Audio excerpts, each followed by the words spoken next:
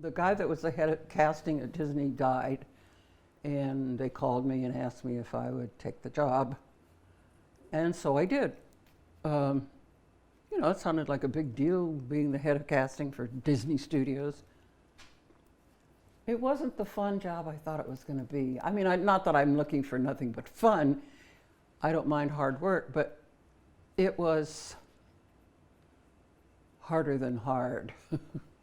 Disney was a funny place to work. I was the first female executive that ever worked at the Disney Studios. It was a man company, and they didn't even particularly like women, much less have them working with it on a chum-to-chum basis, So I didn't realize this when I took the job, but the guy that had been the head of casting had died, and so that's all they knew. Now, the studio at that time, the second floor above the cafeteria, they had made into another cafeteria that was quite large for just the men, no women allowed. Now that's the kind of place I was working. And that was, so I didn't know this, but the heads of the studio were told it was a time in life when you couldn't do that. It was like saying no blacks, So they had to let us in. It got to be hysterical. The poor men that worked there didn't know what to do with a woman. Even at lunch? Even at lunch. They'd know whether to hold the chair for you, slap you on the back. It was just hilarious. And I got so I'd laugh about it because I just thought it was so funny that it changed everything, And then they were told that you've got to use some black people. You don't have any blacks in any of your shows. So good, now's my opportunity to do that and, have a black doctor or whatever. So did that quite a bit.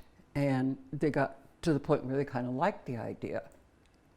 Now, Ron Miller was the head of the studio at that time. I don't think is he still alive? He was Disney's son-in-law. And his claim to fame was football. He had no business running a studio. He didn't know what he was doing. He didn't know any actors. I don't think he watched television except for sports. So it was not a really happy time for me casting at Disney. Mm-hmm. But after the first film I cast, which was, what the heck was it? Night Crossing, maybe. I watched I watched the show in the screening room, and it had everything, produced by and whatever, casting, not even listed. And I went storming up to Ron Miller's office. I didn't give credit. And he said, oh, we don't give credits for casting. And I said, well, I've never not had a credit for casting. So we had a nice big argument, and I finally got a credit. And I think since then they've realized that that's something you have to do, is give your people a credit for what they're doing,